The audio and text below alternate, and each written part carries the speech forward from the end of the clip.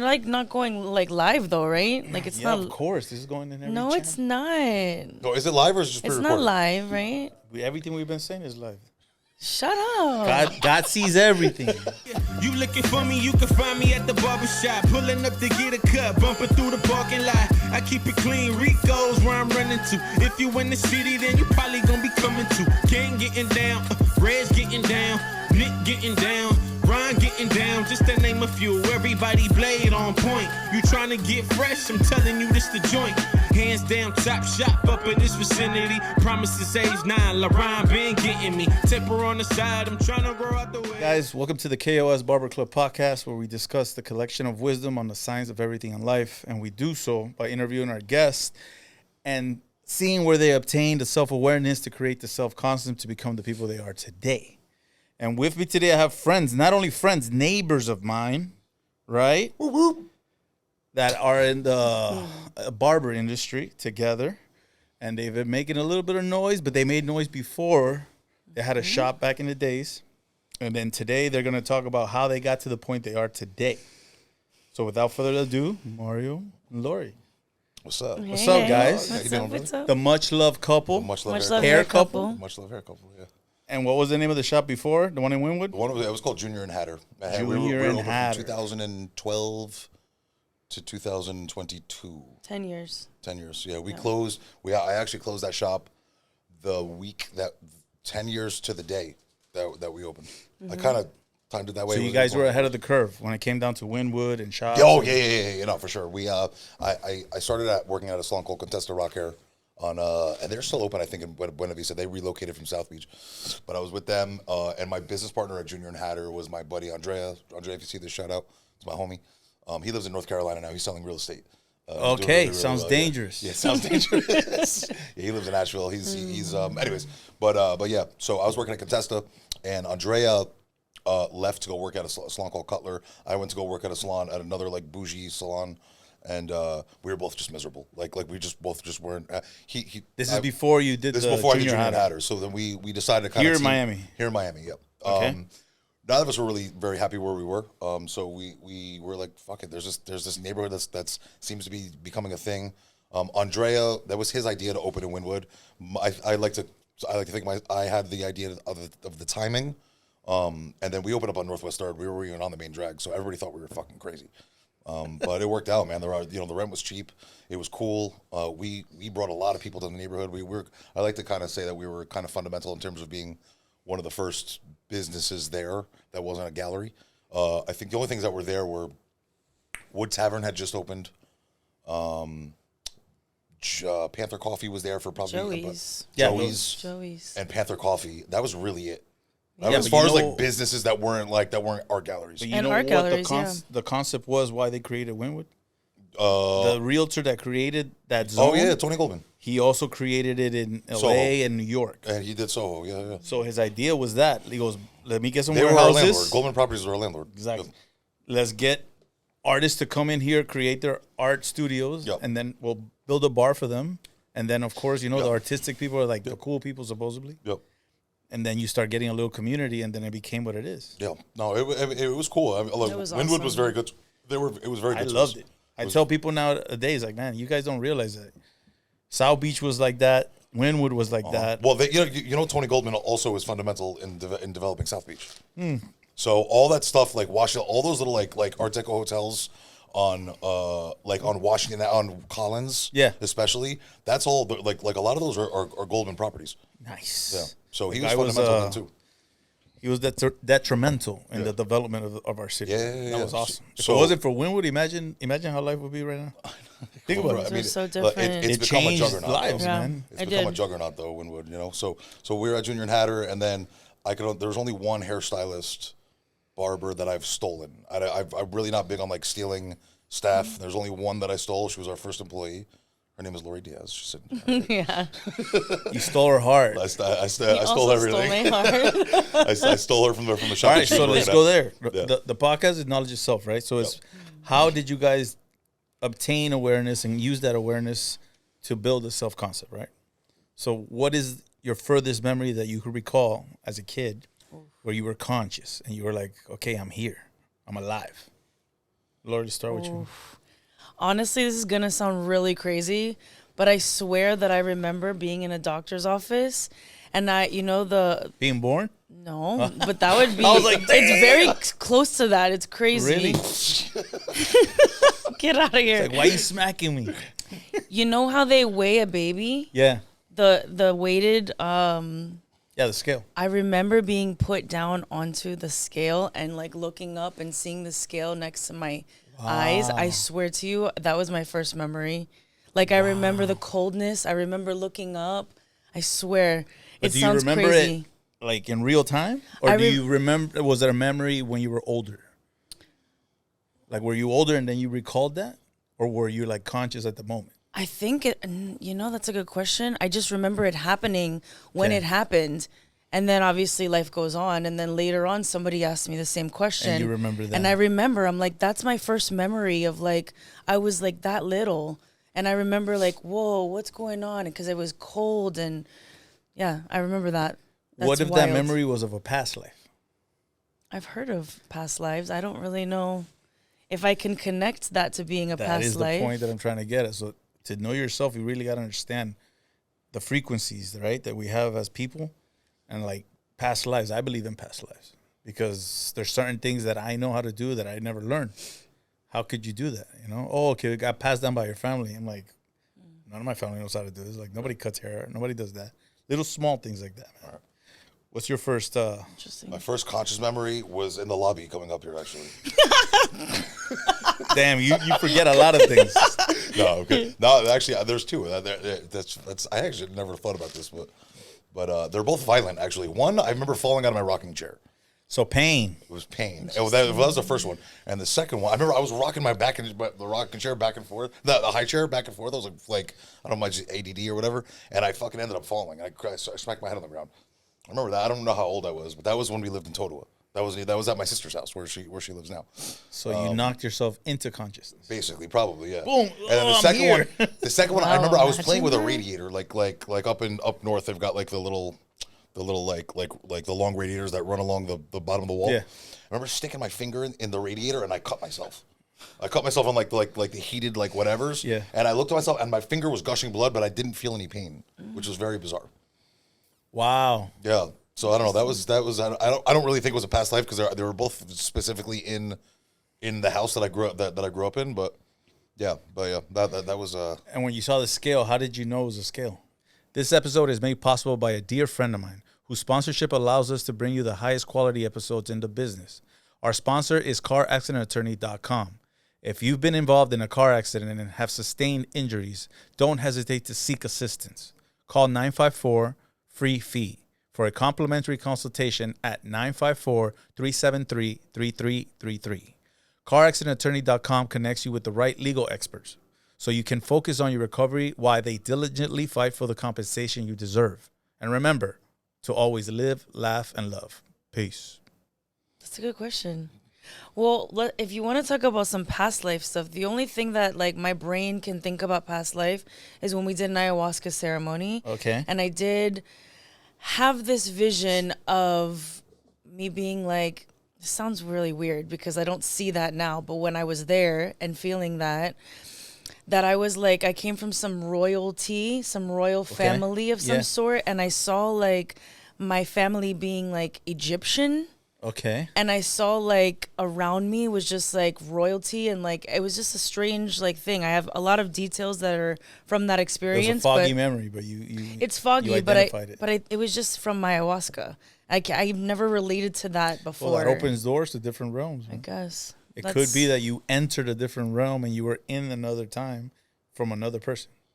Consciousness. Whoa. I remember you remember that too. I remember she was in the middle of the ceremony. I remember looking at her in the middle of the ceremony. I remember she like changed her posture like she was like, she was like Cleopatra or something. I felt like that. And also like the lighting, and I was wearing gold at the time, and I just remember being like, I felt it. I felt it. Yeah, whatever consciousness is a thing that not that many people identify or look into.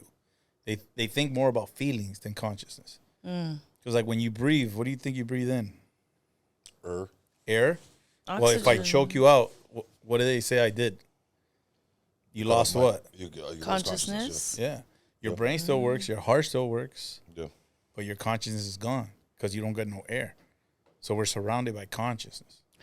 Well, another experience that I had was like I did a 10-day meditation retreat, complete silence. For 10 days? Vipassana. It's called Vipassana meditation. But your brain was noisy, for sure. After day 5, because you don't even talk, you don't look people in the eyes. Where do they do this? You can look it up. They do it all over the world. Okay. Vipassana meditation. The one nearest you, they do them everywhere. So Yeah. So you go to a facility and you're there for 10 days. And they teach you, and you're around people. You can't really talk. You can't talk to anybody. So for 10 days, you're completely silent. You don't have your phone. You don't have any reading material, any writing material. You have yourself, and that's it. You walk with people to where you go meditate. You go back to your cabin to go to sleep. You go eat, and then you meditate. You're meditating for like 15 hours a day. So how do they communicate? They communicate with like written word? No, they're communicating to you by like teaching you how to like do it Before you start.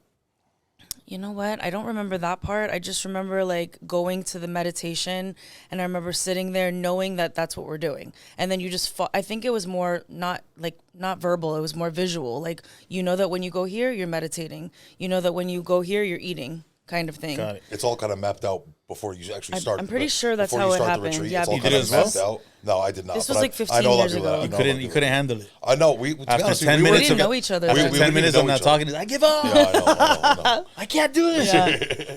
No, but I know that it's really about kind of feeling what's in your body, and like when you're not talking, or your thoughts start to kind of dissipate, and then you're really just present. Like Yeah, you're that's like, exactly Well, what that goes to the happens. story when Jesus went to the desert. Yeah. That he had to be out there for how long? I forgot. 40 how long? days. 40 days. And 40 nights, right? And what I heard from the story, you guys probably know more than I do about it, but he went out there to think and fight his demons and get away from whatever that's when whatever he was doubt tempted. he had. That's when he was tempted. So that's pretty cool. Yeah. After 5 days, because you are scanning your body with your breath, so you're breathing and you're like focusing on different parts of your body, and at a certain point you're able to scan your entire body with your breath and your mind, and at a certain point your thoughts just disappear. Do they teach you how to do this? They do, but I don't remember at what point. Well, this was like almost 15-20 years ago, so I don't remember if it's like throughout, because I don't remember there being any words. I think it was before. And what'd you take out of the whole experience? Like, what was the main thing you feel that you gained? I mean, it does help you to be present, and it helps you to be aware of your body, and like that you're inside your body, your spirit Correct. inside of your body. Correct. Yeah, like you guys were It's- saying, oh, you're like a Christian. I'm like, I live like a Christian, but Right. I don't identify as a Christian because Right. I'm human. Well, look, for Christianity to me is really it's not so much about following something dogmatic or being a part of said religion. It's really more following Christ. Yes. Whatever, even if you're going to argue that he never existed, whatever that thing is, that parable of what Jesus Christ is, if You agree with it? if you agree with it, and that's the way, 100%, that's that's the way, what I wanna that's the way be, you yeah. should be, now. And truth be told, with the experience, the ayahuasca and DMT experience, all that stuff that she brought up, a lot of that stuff has actually brought me to kind of understand the nature of the Son and the Father. Okay. Not to make this a discussion on theology. No, man, but we're talking about everything. But the the truth, science of life. the reality is this: is like ayahuasca is you're taking in something called DMT, which is dimethyltryptamine, and but you're taking it ingested, right? You're not smoking Orally, it, yeah. You're taking it orally, right? And it's kind of like a DMT time release.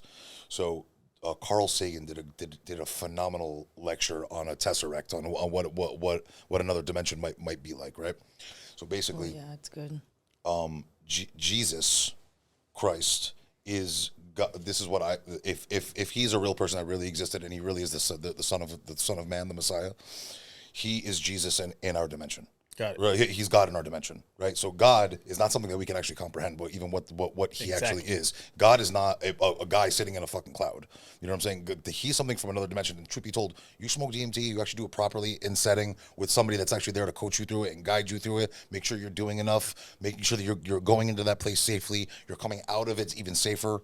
You actually your go spotter. to that. He's a spotter, exactly. It's a good way to put it. You actually go to that fucking place, bro. I don't know if that's where God lives. I've been there plenty of times. Right. I don't know if that's where God is, But the reality is this: that there's no language to describe what you're actually I believe experiencing. God is a consciousness. It has to be a consciousness because, okay, let's go to the beginning, right?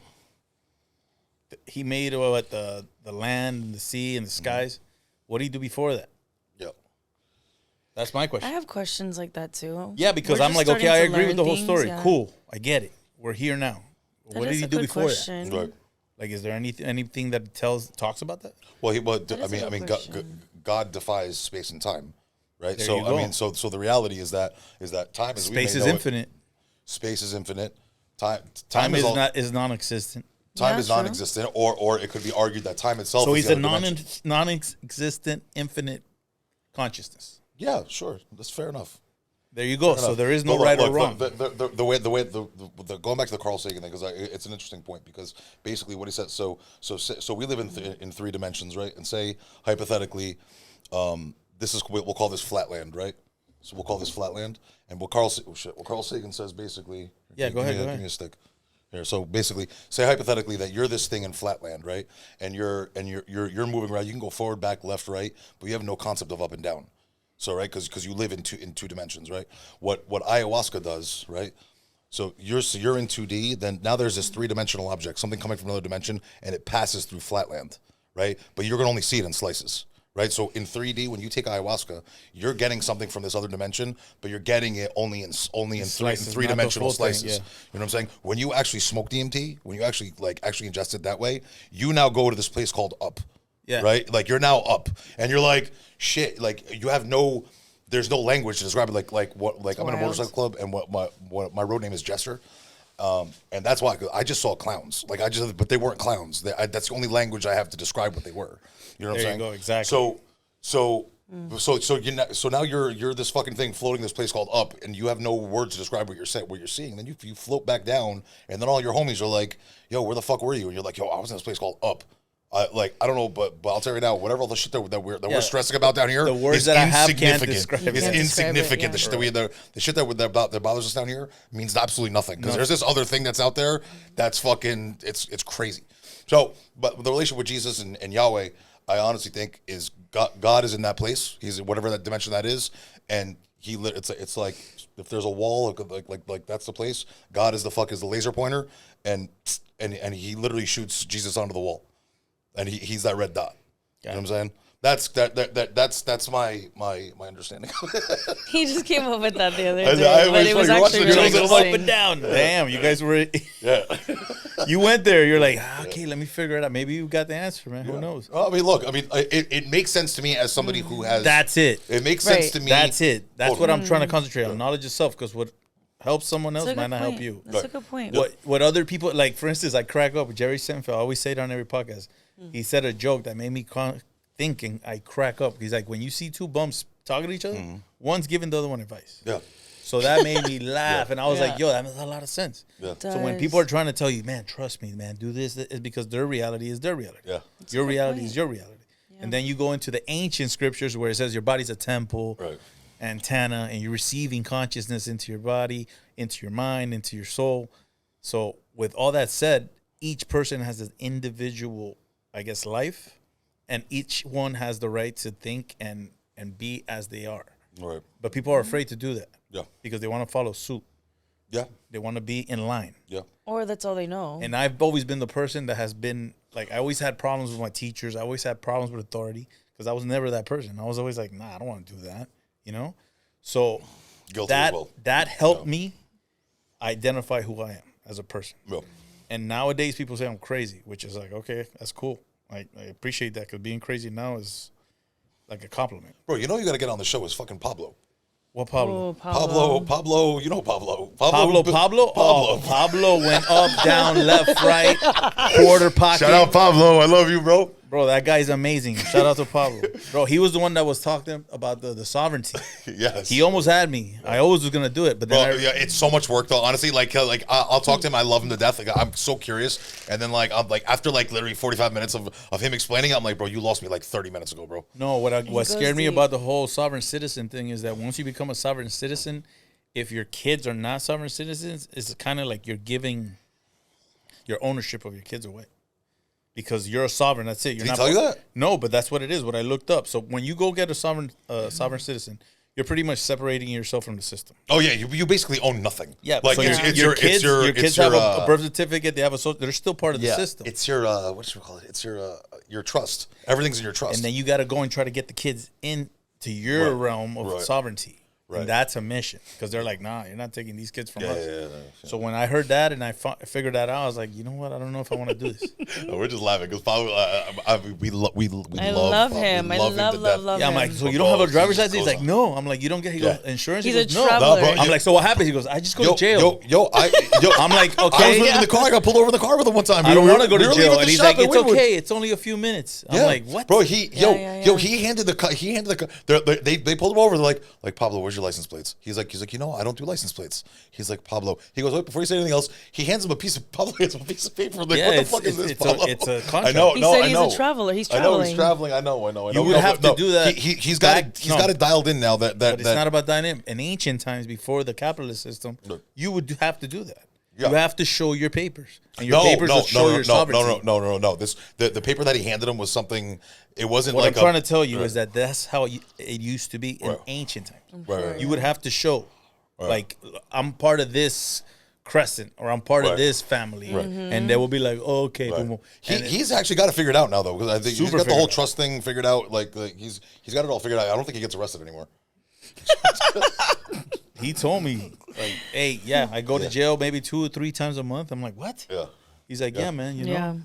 I follow what I believe, and what I believe is. Well, did he bring you down the rabbit hole of like Morocco? And then if you're born in this country, you're actually Moroccan. You're actually Moroccan. Like I told you before we started the podcast, I hear everything and I believe everything. Right. I do not believe anything. Right? No. Anything is I possible. rock. Hey, bro. Honestly, so I'm gonna give you a perfect example of how we're on the same wavelength when it comes to that. I don't think the Earth is flat, but I don't know that it's round. You know what I think? Who cares? Here's the thing though. But a lot of people do. But people do. A lot of people do, Yeah. and it's look. Do you care about the future? Do I care about the future? Yeah. Do you care about the past? No. That makes no sense. Yeah, but you do how does care that not about the make sense? past. Because they're in the some- same realm. I don't care about the one past. happened and one is gonna happen. But in the present is what you should be attending. Like if you have plans for the future, you are crazy to think. No. Hold on. you Wait, have hold this on. control. Wait, hold on. Having plans for the future and caring about the future are two different things. No, because You know if you what I'm didn't saying? care Like, about I'm the future, you wouldn't make the hold on, plan. Hold on. I care about my future, but I'm not living in No, it. you care about I'm self. not living in You care it. about self and the structure that you're setting to get to a future self. I almost feel like I'm talking to Pablo. But this is his the conversation. difficulty of understanding yourself because it's far-fetched notion to be like, okay, I know who I am. Right. That's crazy. Well, Nobody knows who you are. I don't still think you because know we don't who know you are, who no you matter You're what. figuring that out. You probably never will know because No, you're you won't. always changing. So in the present, okay, who am I now? I'm the guy sitting in this chair Right. talking to you Agreed. right now. This is it. Right. You know what I'm saying? So that's my mindset always. Right. And that's why I always kind of get in trouble and kind of say things that people are like in shock, like, whoa, I can't believe you said that. But like I said before, there's things that I've said past that people are like, you're crazy. And then now they're like, damn. Let me ask you a question. How do you how does that work out for you in the professional setting? Like at the shops and stuff like that. Okay, so Yeah, I went you to butt college. heads I- with, like, but with check the it. ownership, all that shit? My story is I went to college, right? I did the whole thing because I made a promise to my grandma. I did it. I went 18 years in school because I had a major. I got my bachelor. You know what? I want to do something else. And I got another bachelor, and I got another bachelor. So I'm sitting on a bunch of degrees and diplomas. I went to the corporate world, and I didn't fit in. Not because I couldn't. It's because I didn't want to. You know what it is? Like I was driving and the sun was about to come out and I'll go into the office and then when I'll get out, the sun's about to come down and then I'm like, this sucks. Yeah. You know what I'm saying? And then I would want to say something to some people, but then it's like, oh, I can't say that right now. Right. So in my mind, I'm like, yo, this is not how I want to live my life. I don't care about how much money you pay me. Right. So that's when I always used to cut hair on the side. After work, I used to go to the shop from 6 to 10. Mm-hmm. So one day I was like, you know what? I'm just going to cut hair because in this atmosphere is my people, my tribe. Right. I feel comfortable. I can say whatever I want. Yeah. I could just come into the shop, do what I got to do, take care of my clients, have a nice conversation, and go home. Perfect life for me. No. Yeah, that makes sense. So in a professional, because I don't even believe it's professional, I think it's acting. Because a lot of these people that are professionals that I know, I'm not going to say names, but I know people that are in high positions. And then when I hang out with them, I'm like, yo, this person is nuts. Different personality. Like a totally different person. And they always like, no, put your phone away. Don't film that. Don't say this. You can't put it. I'm like, dude, come on. And they have a guy standing over there, like looking out. I'm like, yo, I don't want to live like that. Yeah, no, I get it. So in the professional, doesn't really interest me to be professional. Yeah, no, I'm with you. I'm with you 100%. I try to keep all my my work relationships as casual as possible. You know what I'm saying? Like, just because it's inauthentic otherwise. You know what I'm saying? I just try to be as genuine as possible. Right. To myself first, and then that just portrays who I am to other people. You know Well, I mean? you know, even with my clients, like before I opened Junior and Hatter, I think one of the reasons why I was one of the busiest stylists in that particular salon. But it was a very there was like a way, like a protocol. Like when you have a new client, especially if they're a new client, you have to wait 5 minutes, even if you're not busy.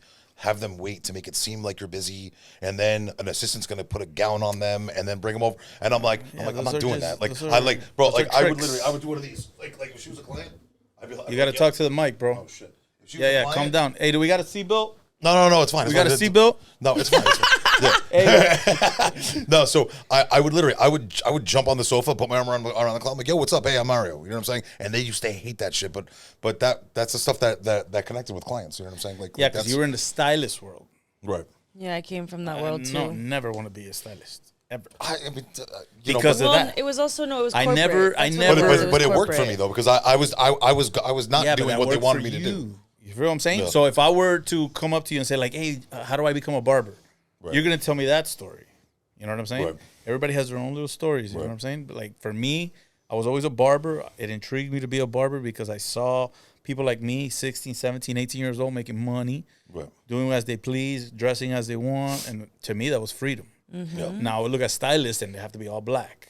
And they have to have this. And they have to have this structure and everything. And to me, it wasn't intriguing. I was like, man, I don't want to do that. Oh, but they make so much money. I'm like, yeah, I could make so much money doing what I went to school for. Barbers today can easily make just urban barbers now can make easily as a stylist because the stylist merged their world into ours. Yeah, they did. Barbers did not merge into. So these barbers that are doing these techniques and things of that nature, I don't believe that they're actual original. Let me not say original. Like the mindset of a barber is not there. It's more of a stylist, right? Because they want to have the perfect technique, the perfect style. Everything is perfect. But she's saying urban barbers are now more like stylists, or the other way around? No, the other way around. No, urban barbers are more stylists. Than barbers because as of late, like when I learned how to do machine over comb, it was like the world changed for me. Right. Like I could cut faster, I could get everything done. I could get more. For me, it was like how many more people could I tend to? Right. A stylist is more like how much more services could I give? You understand what I'm saying? I mean, upselling it. The word upselling was never ever in a barbershop. You would never hear upselling. Right. That was from the stylist world.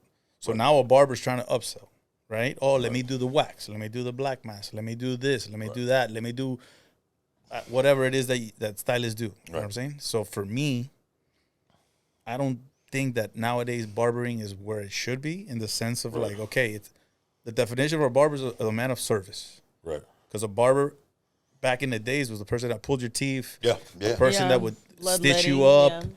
That's where the barber pole comes from. That's a barber. You think that guy cared about that's where the barber pole comes from? Diagonal cut to the back. Diagonal. These are beautiful. Diagonal. Like, they didn't care about that. Yeah, they were like, yo, come in. I'll cut your hair. I'll do your beard. It's right. Yeah. That, to me, is a barber. Yeah, no, I see what you're saying now. Because I actually have a feeling I know about one or two that you're talking about that actually do that shit. But that actually have pages that are it irks me because they're like, barbers, you gotta snap out of it and stuff. I'm like, bro, what are you talking about? Yeah. There's people that like to be a barber, just cut hair. Yeah, there's people that like to sit down and just get their haircut, conversation, good service, and they're out. Social media has changed all of that as well. Correct. You're seeing barbers do all those things, and now every barber wants to do all of those things. Yeah, it's true. Because all the old OGs, all the old school barbers look at that and they think to themselves like, man, I don't want to do that. Why do I got to do that? Like, I don't want to do social media. I still make 6 media. figures. I still have a supreme clientele list. Right. I don't need to do all that. Right. And also, when you start doing that, you start getting more of the egocentric type of clients. Mm-hmm. And when you get an egocentric client, you kind of dive into that world. Right. Then you start getting more of those, Changes and then everything, yeah. changes the whole Yeah. outcome of everything. That's true. That's true. Well, that's actually one of the nice things about our situation now is we have like no overhead, which is awesome, which is a really nice place to be. Which is actually, I think, because of what I was dealing with at Junior and Hatter, wasn't a bad thing. But my experience was always good. I was just like, I need to figure out how to do this so I can. So how did you get to that mindset? Like, okay, so how did you get to become the stylist? And that goes for both of you. How did you become to be a barber? How did you become to be? This goes back to fucking high school. I was graduating high school, and I was in my graduation ceremony. I graduated by the skin of my fucking teeth. I actually graduated by lying. You know, you're supposed to do a term paper your senior year of high school. I told my English teacher my parents were getting divorced, like just to get out of doing the term paper. Yeah, and so like that type of shit. So anyways, I knew that if I had gone to college, I would have wasted my dad's money or whatever. So I'm like, I need to pick a trade. And for the first time in my life, like I had no plan at all. I'm in my cap and gown, and I'm looking at all my friends, and they're all like, oh fuck, I'm like, yo, they're all. What year was this? 98, 99? 2001. 2001 is when I graduated. And I'm looking around all my friends. I'm like, yo, like they're all. I have no plan. What the fuck am I gonna do? So I had a cousin that owned a hair salon, and my brother's best friend also owned a hair salon. I didn't want to work for them because I didn't want to get tired. Like I just wanted to see if I liked it. Like that seems cool. They're both two straight guys, and you know they seem to be successful. They seem to be happy. Whatever. So I picked a salon. I picked a random salon that summer, and I started just to see if I liked it. I was sweeping hair, blah blah, whatever, shampooing.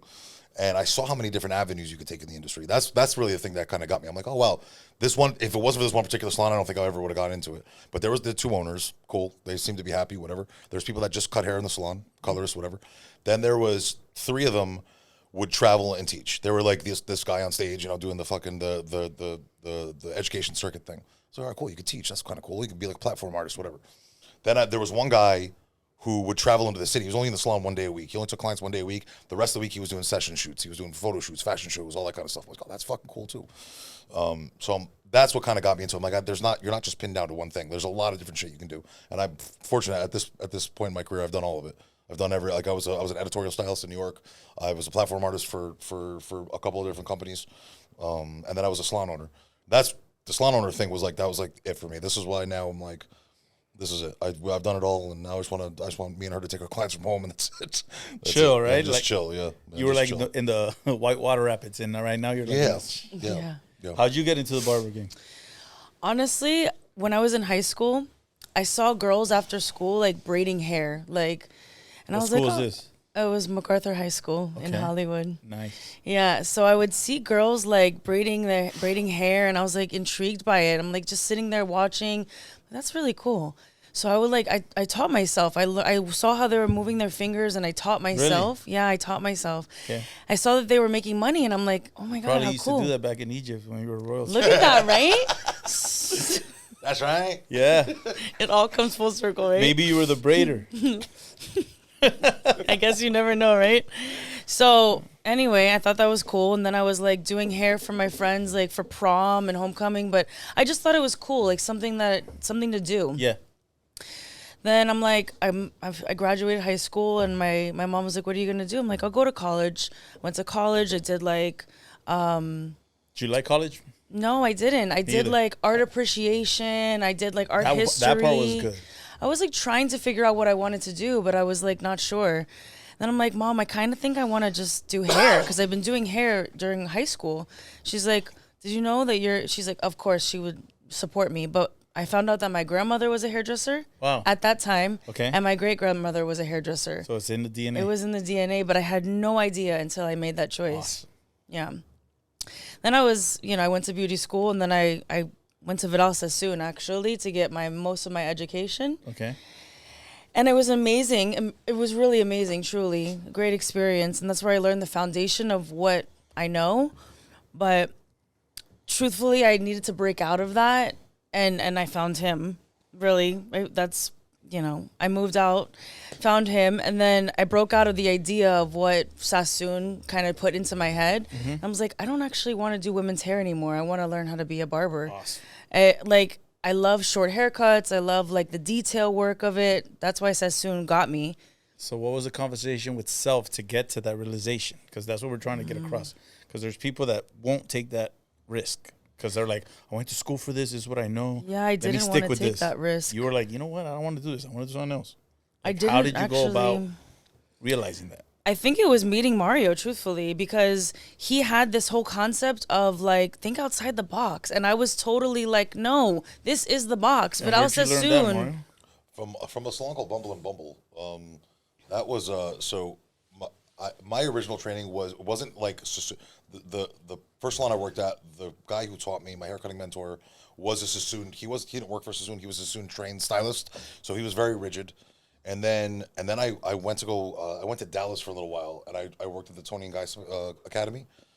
And they kind of broke me out of that a little bit. They basically took like Sassoon, like precision, like, hair number 6-B has to be the same length. That, like, they kind of broke out of that a little bit. And then when I went to Bumble and Bumble, they do a lot of their work. Their hair cutting is done with a straight blade, a straight blade razor. So and it's very French inspired. So like that's like a very much like a French technique to actually like, I don't know if you saw my Instagram, like I see it all the time. I was about to say some that's of the razor your style. work, yeah. So and it's actually become very popular because of Bumble and Bumble. But they basically they're like, yo, stop being so rigid. Like just look at the hair and just shape it like a fucking sculpt it like you would prune a bush. That kind of thing. And I was like, oh fuck, I didn't really know that haircutting doesn't have to be so scary. Like if the graduation's a little heavier on this one side, I got to go back through the whole haircut now and figure out where the fuck I fucked up. And that's where I come from. That's where she comes from. That school of like every hair has to be in its place and has a place. It's like the Harvard of hair. Everything has to be perfect. And then he's totally the opposite. And I'm like, what are you doing? But he helped me to see that it's like, the organic. This is what I do. Yeah, exactly. No, it's really cool. That's and she's like really, really good at what she does. So to see her cutting, to see a lot of these people cut hair from a place of like they're afraid. It's just kind of like, bro, like you're too good for that. Like you're to break free. You're too talented to be scared of the work that you're doing. You know what I'm saying? So what do you mean by scared? What does that mean? It's not. I'm curious what you mean by that. Scared. You don't want to angry the stylist gods. Right, exactly. Like if you're cutting a graduated bob and the graduation isn't fucking we'll go back to what I said. If the graduation is a little heavy on one side, you now have to almost start the whole fucking haircut over to find out where you went wrong. Yeah, I get it. Right. So me, if my graduation is a little heavy on one side, you know what I do? I'll pick up my razor and I'll just shear it off. Okay. You know what I'm saying? Now, not that I'll do it that easily, but I mean, it's not being afraid. It's just like it's thinking outside the box rather than like. Don't tell me I'm afraid. Right. Yeah, that's what I literally came at him like, what do you mean? So you guys came from two different worlds, merged together, and that's how you became the Junior Hatter couple, right? Right. Much love couple. Yeah. You weren't a couple then? Or Well, we were not in the beginning. We weren't dating. We weren't dating just yet. But you guys were the main stylists and barbers at no. Well, it was me and my business partner. It was his business partner, Andrea. My business partner, we were the two owners. And then she was the first, stylist. I was the first person you hired. She was the first person I was there as an apprentice, like a stylist. Grew, and it grew, and it grew, and it grew, and it grew. And it got to the point where I was like, fuck, I don't even really know what this place is anymore, to be honest with you. Because I never really wanted to manage hairdressers. I really don't. We're kind of horrible people. Like it's myself included. Depends, man. Myself included. No, I mean I'll tell you. Like it's like we're a hard group to manage. It's like it's the same kind of nightmare horror stories that I hear about kitchens. Artists are all very sensitive. Yes, but it's also there's the fragile ego. I'm not talking. I'm guilty of this as well. Oh, we all are. It's fragile egos. It's that kind of shit. You know what I'm saying? So like it's the same kind of shit I hear about in a kitchen. Like at a restaurant. Correct. Like the chef. Like even though they're not, the chef is an artist, whatever. But like. There's a lot of who took my fucking knife? It's a lot of that shit, So it's hard. It's hurting cats, So I never really wanted to get too far into the management of the stylists. I did in the beginning, then we won't get. It's another long story, but something happened where it took all the wind out of my sails. So I was like, we need to find a general manager to manage this, and me can just fucking cut hair, and that's it. And it took a while to find the right GM. The perfect GM never really panned out. So, and then the rent went up and the pandemic and blah, blah, blah, whatever. The pandemic changed, I think, everything. Because then salon suites were becoming more and more of a thing. Well, that's the thing now, salon suites. But it started then. I was this close to doing it. Right. I was this close to doing it. Well, here's what happened. So during the pandemic, my business partner Andre, it was really funny. He went on vacation in North Carolina. He's like, "Look, we're closed. I'm getting the fuck out of here for 2 weeks." I'm like, "All right, go." While I'm noticing that my staff is cutting hair at home, and I'm like, that's fine. I'm not gonna make your money. Well, yeah, sure. You're still getting PPP money, great, because that's we want to make sure everyone's getting taken care of. If you're gonna make a little bit extra money at the house, fuck yeah, I don't give a fuck. But I'm like, this is gonna become a thing now, though. Like, this is going to become a thing. So I was like, fuck it. Let me just see. I'm going to start looking. I started looking for live work lofts, right? I called my realtor, and I'm like, see if something I can do out of my house. Yeah. And he sent me the unit that I'm in. I'm like, oh, this is fucking perfect. And I'm like, oh, I got to talk to Andrea because I don't know. The craziest thing, he came back from vacation, and I'm like, hey, we got to talk. He's like, yeah, we got to talk. I'm like, you go first. He's like, I think I want to move to North Carolina. I'm like, yo, I'm about to buy this loft, bro. Let's shut this shit down. He's like, look, let's just ride it out as long as we can. And then, he was living in North Carolina, coming back down, and then it just got to the point. I'm like, bro, this is done. What they raised the rent again? I'm not even gonna say how much because it's gonna make them look bad, and I don't want to make them look bad. But the rent was fucking it was too fucking. Yeah, you told me the number. I was like, what? It was astronomical. And bro. This was like 10 years ago, right? No, this was 22. 22. I closed in 22. So I was like, this is like, I've got this other thing. I already owned it. I was renting it out. So I'm like, let's just, that's it. We shut it down, and that was it. And then we've been doing the services. And to be told, we haven't really even attempted to do any advertising or marketing. I was going to say, like, we literally just like, it got to the point because after we have 4 our years. clients, and we have the thing is this, we have no overhead. So like I said earlier, so I love it, bro. So from the outside looking in, I see it, and I'm like, this is different. Yeah. Oh, You guys are doing what you want to do, and it's fun. Yeah. It's you. not fun. not with cap cut and all these other things. People are making it very cookie cutter. Right. Like everybody's following. Well, that shit, I don't know if you saw it when I posted Like that. when you got that the shit I posted today was fucking. When you was got the terrible. LED lights thing. Yeah. Remember I told you, I was like, bro, everybody has that now. I know. I know but it works. it's true, Yeah, but it does work. Bro, look, Some things I work, Yeah, but the style around the studio is way different. Yeah. So the Thank lights you. are just there. Yeah. Well, to be honest, Thank you. the lights are way brighter than what we had. What we had was terrible. And I was to be honest cutting with hair you, in the dark, basically. Yeah, we're cutting hair in the dark. Those honeycomb lights, though, from the street, I actually like it from the street. I always tell people I don't cut with my eyes. So yeah, no. So Cut with my we're having fun now. It's good, Yeah. Because we just bought the house in Italy too. So I'm trying to find a reason to not move to Italy. Why not? Like I told you when we had the conversation, it's like, dude, just do what you got to do to be the person that you see yourself being. Like if you see yourself living there 6 months, living here, so do it. Why not? Well, but that's the thing. Like I can't live there for 6 months because my clients are going to be We'll here. lose our business. So it's yeah. either I do it or I don't. You know what I'm saying? So I'm totally fine for us to move to Italy, but that's what I'm trying to do now. We hired like a marketing director. Have you been to Italy more than like a couple of weeks or something? Yeah. Yeah? Yeah, Yeah, we we spent every went- summer there growing up. Yeah. Okay, awesome. It's you have family literally there and everything? Yeah, my cousins are there. Oh, yeah. that's great. Dude, so we bought the house in the town that my family's from. If I did like a 23andMe, 100% it would all go back to this one little fucking village in Italy. It wouldn't even be, oh, you're Italian. It would be this one town. How do you like the Italy move? Yeah, we bought a house. I know you bought a house, but how do you like it? Do you feel comfortable? Do you feel excited? Do you feel... I mean, look, we have our business here, so we're gonna go there once. I don't know, like for a month every year. Yeah, we'll go there, and I mean, I Get don't. away? Uprooting my entire life only feels like my business. Like I do have family here. My family can come and visit. My brother uprooted himself. He lives in Costa Rica. He has like 98 acres of land. He created that for himself. I feel we don't have kids. Like we can do that, you know? True. It would just She's be got about famous family too. Oh, yeah? I do. We'll get into that we later. don't have to talk about it though, but Okay. I mean, look, I don't have anything holding me here except I do have family in the business, but we're trying to create, keep Much Love alive and I like and it, just man. go there it's once going a well. I mean, year. Much Love was always going well. No, it's going well, yeah. The whole when I say that I'm trying to look for an excuse to not move to Italy.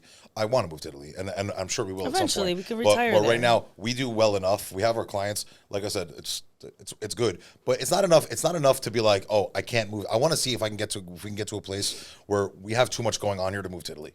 You know what I'm saying? Like we have too many clients. We're doing too well. You know what I'm saying? We're doing too well to just uproot and move. So that's why we made a massive investment in redoing the space, and We brought in like a marketing guy to handle all that stuff because we're not on the street, so we're our online presence is all. Yeah, we but have. it's good that social media allows you to not have to. Right. But he's also handling all of our SEO and all that. I always shit, all have that barbers shit. like, man, we should go hand out flyers, and I look at them and I was like, have you posted today? Right, exactly. And they're like, no. I'm like, dude, Yeah.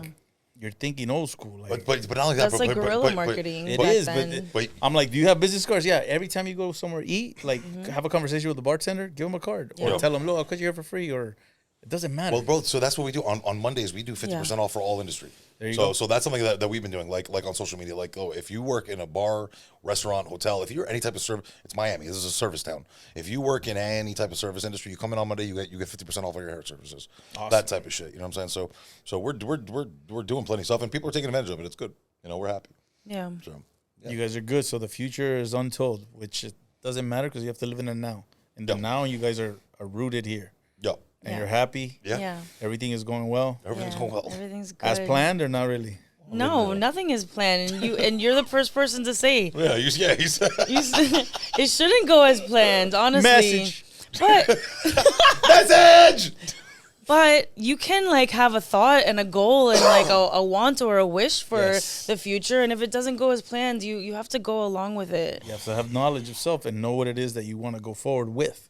Because if you don't have that idea, then you're going to chase somebody else's dream or somebody else's advice, and you end up in a place that you don't know where you're at. Or you start learning yourself through that experience too. Because Correct. even if you don't know yourself, as things change, you start to know yourself. Correct. Because you In that place new yourself in situation. uncomfortable positions where you grow from it. 100%. Yeah, that's what I'm learning Nice. now. All right, so we got to the part of the interview where we pretty much know how you guys got to where you're at, and now we got to know where your mind's at. Where Yeah, your mind's thanks. at. So this is a Q&A, all right? There is no wrong answer. Oh boy. Whatever comes to mind comes to mind. This is the time that I'm gonna walk out. I'm just kidding. I'm kidding. All right, guys. Would you rather be loved or feared? Love. I'm all love. I don't know. I'd rather be Feared? loved. Love. Yeah? Okay. Do you like to create from scratch, or do you like to compare and use somebody else's work and take it in? Scratch. Scratch? Why is that? I always have a fear of I shouldn't say I have a fear of, but if I see somebody do something that's clearly a ripoff of somebody else's shit, I'll be like, I mean, it's cool. I mean, you might have elevated, but you definitely it's not really a judgment either. I guess I'm always fearful. I'm fearful of somebody looking at some of my work or something I've done and be like, this motherfucker just ripped off somebody else. You know what I'm saying? So that's always a fear of mine. You like originality. I like originality. But I want to Thank say, where did anything originate from? Yeah. And Damn, that's awesome. Say that again. where did anything originate even from? Bro, I always say so this everything, temple is like an antenna. Yeah. You receive information from the ether, right? From the consciousness that we breathe in. I don't where did it believe even that. come from? I don't believe that we've been around for millions and millions and millions a year, and one person says, "Oh, I came up with that." There's no way, dude. There's no way, right? There's no way. I think it just like a plant will grow, the seed falls, goes in the dirt, and then it grows again, and And it might be different, and it changes as it. So like, that's a nice one. that was deep. That was deep. All right, knowing or understanding, which one do you prefer? Understand. Understanding, because you're never gonna fully know. Never gonna fully know. Yeah. Understand. But you gotta Maybe. understand that. You gotta To know. understand. Ooh, It's crazy, right? that's beautiful. Actually, that's really cool. Yeah. All right, wealth or riches? What do you prefer? What is the difference? I feel stupid asking that, but No, it's not stupid. It's not stupid to ask. It's What a is the very, difference? very deep question because you have to understand. Riches is like you could have a lot of money, but you're not wealthy because you don't have a family or you don't have a home, but you just have materialistic things. Right. So wealth is whatever brings that to you. Like, doesn't have to be money. So if you think what's more important to you, wealth or riches? wealth. There you go. Yeah, for sure. Because what is the value in your riches if you don't have the foundation of Correct. something? I don't So know. like in you and I in our best moment, that's wealth. Yeah, that's In our best beautiful. I'd moment is rather wealth. have that over. Riches is obtainable things, like Right. you know. That's so easy to lose, right? Yep. Can lose that tomorrow. Whereas, yeah, Perception or reality? perception is reality. Somebody once told me. I don't know if that's true. That's how you. That's how you. You're like asking him as if like. Perception. Was that the right answer? That goes to the story or what I was telling you about the Bible, man. They tell us the story and we perceive it as such, like, oh, that's the truth. Right. Right. But what if it's not? Right. That's my only question. I get it. That's how I feel about flat Earth. That's how I feel about flat Earth. Exactly. All right. So I don't know. Perception or reality? You like perception because whatever you perceive is your reality? No, because that's not necessarily true. Like, this is reality to me, but I can perceive it in so many different ways. Like, Correct. I don't know The how to way he's answer seeing that. it, the way you're seeing I it. can be honest see with you, all like, of look, those like, Totally things. different realities. 100%. I'm gonna say neither. I'm gonna say neither. It's so hard to answer because that. that's tough because Hey, the questions are gonna get tougher. no, that's fine. That's fine. All right. Do you think you are what you think or what you do? What defines you? What you think or what you do? Definitely not what you think. I don't think so, because I could be thinking something negative and then positive right at one after the other. Yeah, but what defines you? Well, I brought that question out because there's people that think some really bad things. And then what they do is they follow suit. Oh, no, that's illegal. I can't do it. But in their mind, they really want to do it. So then And I think these are the people that are kind of like nutty. You understand what I'm saying? These are the people that you're like, I never knew he was that type of person. Right. that's interesting. Yeah, exactly. So But if they don't do it, are they really truly? that's the question. Oh, You are what you think or you are what you do? I think you are to yourself what you think, but you are to everyone else. Ooh, that's You are to good. everyone else what you do. Message. Message. All right. Joy or happiness? What do you prefer? What is the difference? I feel so silly asking these questions, No, but It's like wealth or riches. These questions can all be kind of semantically broke down. Like I'd like to think I'm a Joy or happiness? You could have joy, but you not be happy. Like you could be having the worst year of your life, and something happens where you're so happy. That's joy. Or you could not have joy, but you're a happy person because you have everything. but then doesn't everybody want happiness? Ready? Like, No, isn't but that the ready? ultimate Ready? goals But to that's achieve knowledge that? itself. So It Robin depends. Williams was a happy person, but he had no joy in his life. Exactly. Oh, That's what they say, or he says. interesting. And that because he was going through that, You know, that sickness. All right. Power of choice. Do you believe there's power in choice? yes, 100%. Tell us why. So a decision. This is some landmark forum shit though. This goes back I'm to sure landmark. it is, yeah. There's another fucking thing that her and I have done. But a decision is powerless, right? So if you are put in a scenario where you can, so if I said to you, real landmark shit. If I said to you vanilla or chocolate, choose, Okay. right? And you get what would it be? Vanilla. Vanilla. Why vanilla? Because I like it better than chocolate. See, perfect. That was perfect. But that's a choice. That's a power of a choice. A choice is you like when you choose something, you're doing it for whatever fucking reason. Like this is just what I choose to do, So right? what do you if tell I say I've decided to do this, that means you were stuck. But you were stuck with two things. Yeah, I was And going to that's ask you, powerless. what if a person says, I didn't have a choice? Well, but you kind of always have a choice. What I mean, That's what we're trying to get across, because there's people that say that. Why didn't you? Oh, I didn't have a choice. Like, what? Right, always have a I didn't choice. have a choice. I had to decide. There's power No, in but choice. think about that. I didn't have a choice. I had to decide. There's They're no power totally in decision. different. None. Yeah, that's true. Nice. All right. Good problems. Do you believe in them? Good problems? Yeah, of course. What's a good problem to you? A good problem is Too true. busy. Yeah. I'm too, one of my favorite things, and this happened a lot at Junior and Hatter in the beginning before I fucking mentally checked out. But like I would like there would be so like I would be so tired. I'm sure you know what this feels like. You know what this feels like. You're so Never tired. tired. No, but hold on. Yeah, You're right? so tired after being book solid all day long. You don't know how to leave. Yeah. Or Just it's like, sitting you know there what? like- Let's go. Come No, on. but, I'll you take know, you. but I'll be sitting there. I'm like, You I'm guys so closed? tired. No. Yeah, come on. Exactly. why Exactly. you never That's leave. a good problem. Yeah. That's a good All right. problem. Emotional intelligence. You believe in it? Yes. Yeah. How do An you guys emotional use IQ. How do you guys use emotional intelligence on a daily basis? Oh my God, sometimes I don't use it. But that's speaking We emotionally. don't need to go there because it's different. Emotionally. Females are a little bit more emotional than men. 100%. Depending. If they're stylists, then no. So I like to say that men have an emotional IQ women have an emotional EQ.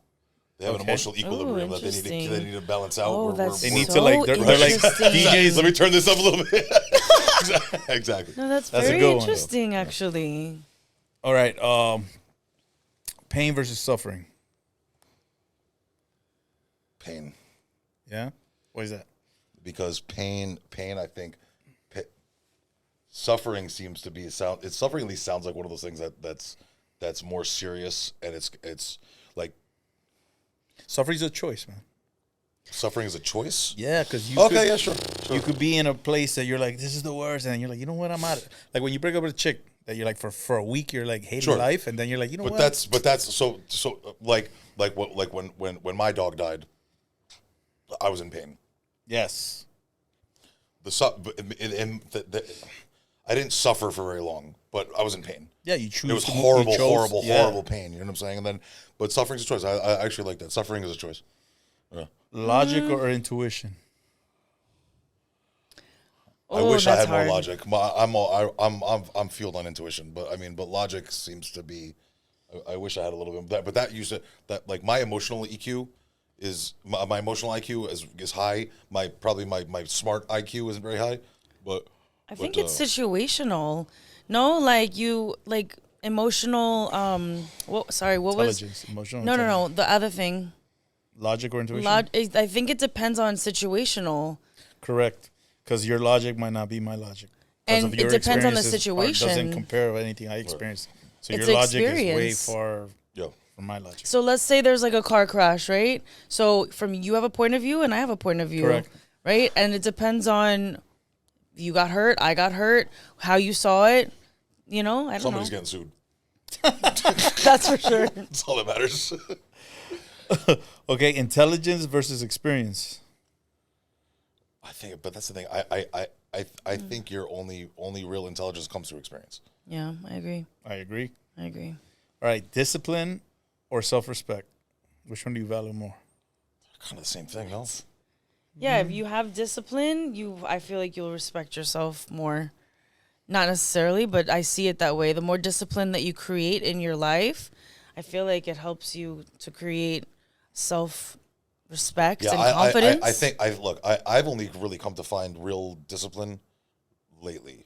I'm talking like in the last year, like Yeah. real discipline, like Yeah. like taking better care of myself, going to the gym, cutting certain things that I out of my life that never should have been there to begin with, But I think my self-respect, the respect I have for myself has gone up because of it. I think going to the gym and taking care of ourselves definitely has created this thing in me that I'm like, look at what I've accomplished. Look what I could create, and changing, I don't know, certain habits and taking care of yourself with the discipline creates that. Yes. Also I taking believe. the peptides. That's like the new thing, peptides. It is. All right, growing or progressing? Which one do you prefer? Isn't it the same thing? No. I think growing. I think growing. I think progression only comes with growth. There you go. Yeah. Because you could progress in a company. Yeah. You're not you're growing. not You're just growing. doing what you're set to do Yeah.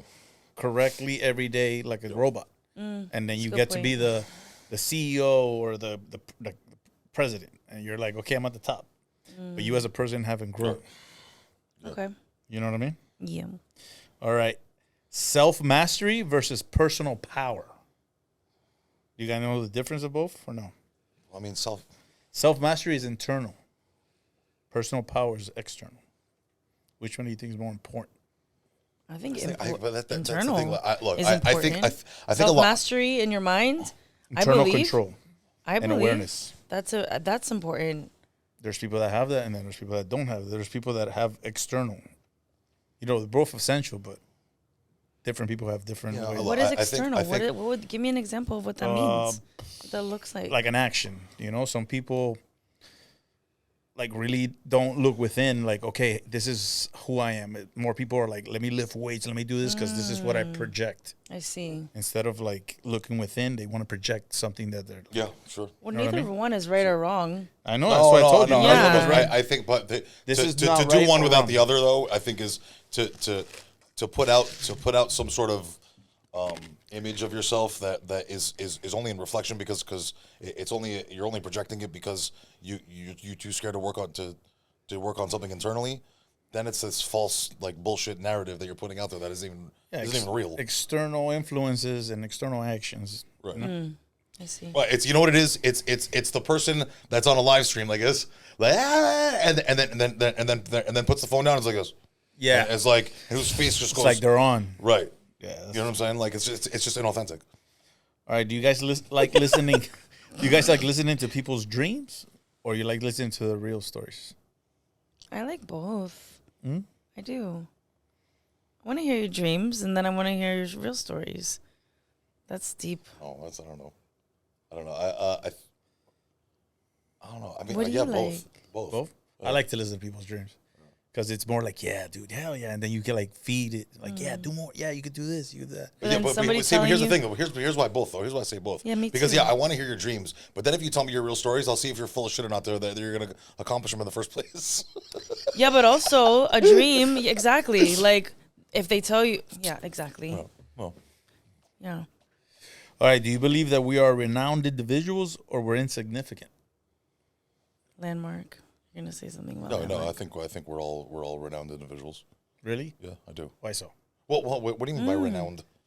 Perfect example. Do you know your great-great-great-great-grandfather? Not personally, no. No, of course not. But Yeah. but do you know of him? Like you're I like know of 10, him. 10 No, grandfathers? no, not that far back, but I know. So back in his time, he was probably the man in the family. He was he was renowned. Okay. Now he's insignificant. Yeah, sure. I get it. See what I'm saying? So for me, it's Oh, like man, that's really hard to think about. for me, right? it's like wait, everybody like for instance, everybody thinks we're like say you're a say Jay-Z. He thinks he's the shit. I'm Jay-Z. I'm so famous. Really, he's a little speck of a human. Oh, sure. In a Oh, planet, That's like why I in said an Landmark. endless, Yeah. open Yeah. universe. We're a little speck of sand on a beach. You know what I mean? Yeah. So that's what that question is mainly about. So you start thinking like, okay, yeah, we really, we're not that renowned. Yeah. We're really insignificant. Like you're not that important. That's Yeah, where like the if landmark if came from. Like if you once you you're not pass away, important. yeah, people remember your legacy will go as far as it can, and then Right. after that, nobody really understands or knows anything about you. Yeah.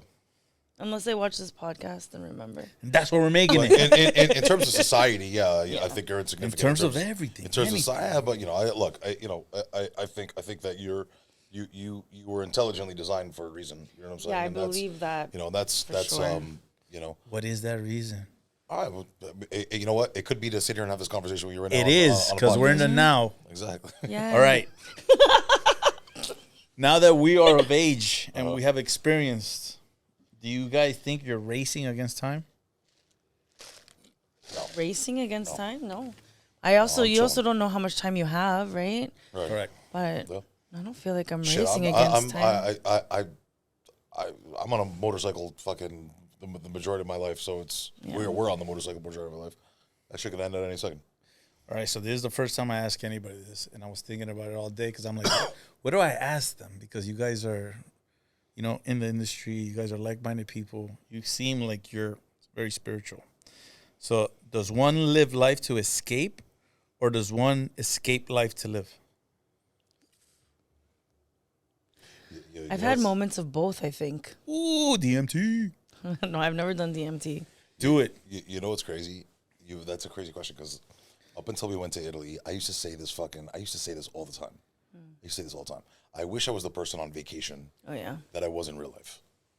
Because I'll get drunk like in real life like on a regular weekend hanging out with my brothers blah blah whatever, like we'll get drunk, we'll go out blah blah whatever. I don't really take care of myself, like I'm not going to the gym, when I'm on vacation, bro. Don't even touch me with alcohol. I'm like escaping my life. I'm taking a vacation from my life. Okay. I would get usually up. it's I'll the wake other up way early. around, right? No, when we were in Italy, I was up at like 6 a.m. just walking around the town, like just fucking like just happy to be alive. Yeah. Maybe because you're from that town. Yeah. But Every time he's on vacation. every time that's how I'm he on is. vacation, I say that, and ever since we got back, something kind of moved it in that direction. But I can actually say that I've reached a point now where my life feels, though I feel the way that I feel on vacation every day. Really? Yeah. Oh, that's awesome. That's beautiful, baby. That's great. So you're making it. You're getting there. So you got spiritual. You used to go to church. You started the business. You guys are heading towards a destination. Maybe Italy. Maybe opening a bigger shop, or who knows, right? I won't No, open a it's bigger just shop. us. No, I'm not gonna open it. No, we've been there, done that. Yeah. I'm super happy with what And we how have. did you get to that realization? After him owning the business for 10 years, and then I never thought I was gonna be working, like cutting hair out of my house ever.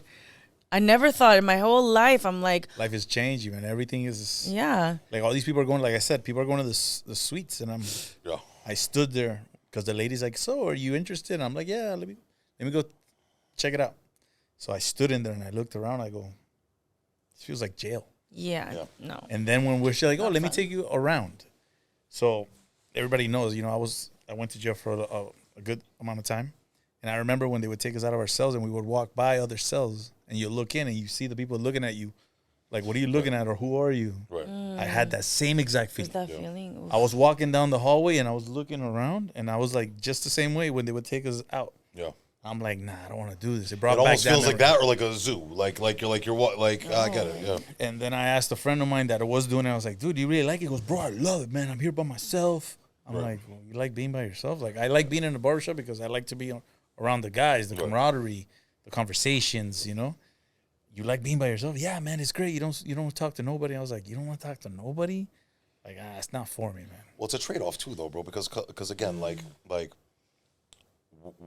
with that camaraderie, I don't know about in your specific situation, but like within that camaraderie, there's also some fucking drama that happens too, bro. Yeah, but that's life. Sure, but So what are you I mean, gonna do? look, Stay in your house and not go outside in the no, street? 100%. But some people would just prefer their work environment to not. Okay. I don't get the camaraderie, but I also don't get the fucking headaches.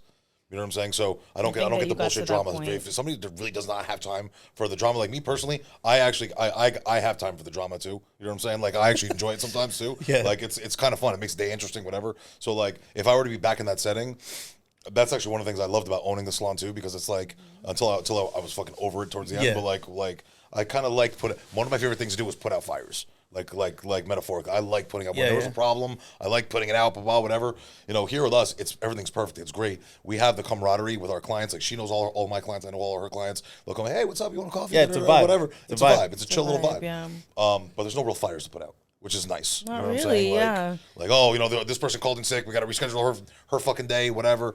It's like, the first time in like 20 years of being in the industry that I don't feel like that stress. Yeah, because you like-minded people. You guys have love for the craft, love for each other, love for the. It's all love. When you have a person into that, much love. Much love. Wow, much love. Hair couple. Yeah, baby. And then I like to be in a barbershop because I like all of that. There's probably I a manage the message barbershop, and then when somebody doesn't cut it, hey man, you gotta go. Yeah. And I don't just tell them, yo, you're fired. I'd be like, yo, man, listen, this is not gonna work out for this reason, this reason. Oh no, man, but I promise. Like, nah, man, that's it. Those promises are over. Yeah. And you just keep it moving. Now, if you need that person, that's when it becomes a hassle. Yeah. Because, I can't lose her. She's booked all the time. I'm going to lose that money. Yeah, totally. Yeah, that's when you're like, damn, this sucks. Bro. Yeah, bro, that was my biggest problem in the beginning. I was just scared to fire people, and it wasn't because of their income. I was just scared to fire people. It was just an uncomfortable conversation to have with people. I used to hate having that conversation. Hey, I've got to fire. Like, I used to be like a fucking. I used to be. I was like my hands would shake. I'd be like, hey, listen, Yeah, you didn't want to do it. I just want to do it because I felt bad. Yeah. But sometimes you have to do it. No, I've learned that. I learned that real fucking quick. Trust me. I learned that real quick. That sometimes you got to do it. So. All right, and then this is the last question. What's the favorite day in your life? What's a favorite day? Your favorite day. Like that I've ever had? What's your favorite day? I feel like. Or what is your favorite day? What is your favorite day? Like paint the picture of your favorite day. It could be My that, favorite or day a is day that you already Wednesday. had. Just kidding. I'm just kidding. What's your favorite day? You ever had a day that Oh, you're like a perfect day. What does that look like? It could be that, or it could be a day that you already had that it's your favorite day. I mean, I would be for me. It would be something on a motorcycle. It would be something on the bike. Yeah, it was for sure. You know what it might be? It might be that. It might be when we one of our ayahuasca retreats was in Hawaii. We actually lived like with our shamans for like 3 months. Wow. Yeah. We actually You guys were away for that long? Yeah. We actually made our own ayahuasca like on the island. We actually like pounded the vine, all that stuff. Wow. We ingested the aya that we made, which was actually really cool. But I remember there was a couple days that we did some island hopping. We did like Kauai and all that stuff, and we went to Kona on the Big Island, rented a Harley. And we did the whole island. I remember we dropped into some valley at some point, and I remember like I know exactly what you're talking we about. dropped into some valley. We rode through. You know what's cool about Hawaii? Have you ever been to Hawaii? No. So the Big Island is crazy because like on the Big Island, it's got every like climate zone. So like it's the east side of the island is rainforest, right? So because all the clouds come in. Okay. Then you've got Mauna Loa and Mauna Kea, which are the two volcanoes, the two mountains, and they're snow capped. So like there's snow on them. Okay. And then because those mountains block the clouds, then you drop into the Kona side and it's all desert. So you go from rainforest to snow to the desert. And you went through all that. Well, we dropped into one valley, and I remember I'm like, it was so fucking beautiful, bro. Now, mind you, we're also doing ayahuasca, but we were not. We weren't on at the time. On the Harley, right? We were just eating really clean. Yeah, we're eating clean, like it was an amazing. And I remember we dropped into the thing, and I'm like, fuck, I'm gonna cry. Like how beautiful it was. Like I was like, fucking, and I'm like, I'm like fighting back tears, and all of a sudden, I hear behind me here. We both started crying because it was the most beautiful scenery I've ever seen. Crying happiness. Oh my that was God. beautiful. Yeah, it was amazing. Beautiful. I mean, all of our best moments sometimes are like on the bike, like just because we're well traveled on the motorcycle. Like we've been through like almost all the states. We've been through 48 states. California coastline, you did that? Yeah. We actually went from California back to Miami. Yeah. We did we went there and then we came back. Wow, how long did that take? We took our time. We did it was like a week there. It was a week there and a week back. And a week back. So favorite day is coastline cruising on the bike. Yeah. Together. Yeah. That's awesome. We rode Hawaii, we rode Italy, Italy a bunch of times. Italy. It was incredible. We did the whole Amalfi Coast in June. We did the whole Amalfi Coast on the motorcycle. It's the best. Wow. It was incredible. And then eating and then getting back on the bike and then just seeing more beautiful things. It's incredible. It's amazing. The best. Yeah, well, I always tell people that my favorite day is tomorrow. Why tomorrow? Why are you worried about the future? I'm not worried. It's just every time I wake up, I'm like, nice. I get to like experience it. Yeah. Because as a kid, I took my aunt's sleeping pills when I was a kid, and I flatlined. Oh no shit! And then they brought me back. So once I learned that story, I remember waking up and having tubes and everything on me. I was like, oh my God. And then they tell me that story, and I was a kid. I was like 4 or 5 years old. I remember it. So me remembering that, I don't know, something every time I wake up, I'm like, all right, I'm here, you know? That's cool. I love that. So that's always been my thing. I always tell people, my favorite day is tomorrow. Did you have like an NDE experience? Did you Nah. Well, how old are you? I was like 4 or 5. Oh, yes. Yeah, but I remember playing with my toys because my aunt made a mistake and she told me, like I looked at her and she had a cup of water and then she got it and then she took the pills and then she swallowed them. But she threw the pills inside the water and then I told her, give me. And she's like, no, this is my candy. Right. So in my mind, all I heard was candy. Right. And I knew exactly where she puts them. Right. So in the morning, I woke up before everybody and I want some candy. And I went up to the medicine cabinet and I grabbed it. I'm a little kid, so I put the cup down and I put 2 pills in.